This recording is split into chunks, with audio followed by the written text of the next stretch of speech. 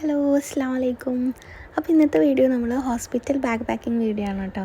അപ്പോൾ നമ്മൾ എന്തൊക്കെയാണ് ഹോസ്പിറ്റലിൽ പോകുമ്പോൾ എടുക്കുന്നതെന്നുള്ളതിൻ്റെ ഒരു ചെറിയൊരു അത്യാവശ്യം എന്തൊക്കെ സാധനങ്ങൾ എടുക്കണം എന്നുള്ളൊരു വീഡിയോ ആണ് കേട്ടോ. അപ്പോൾ ഞാനിപ്പോൾ എനിക്ക് അത്യാവശ്യം വേണ്ട സാധനങ്ങളാണ് ഞാൻ കൊണ്ടുപോയിട്ടുണ്ടായിരുന്നത്.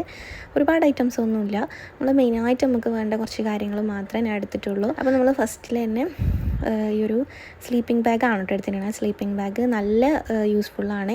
നമുക്ക് ഡെലിവറി കഴിഞ്ഞ് കഴിഞ്ഞാൽ കുട്ടീനെ എടുക്കാനൊക്കെ നല്ല ഒരു കംഫർട്ടാണ്.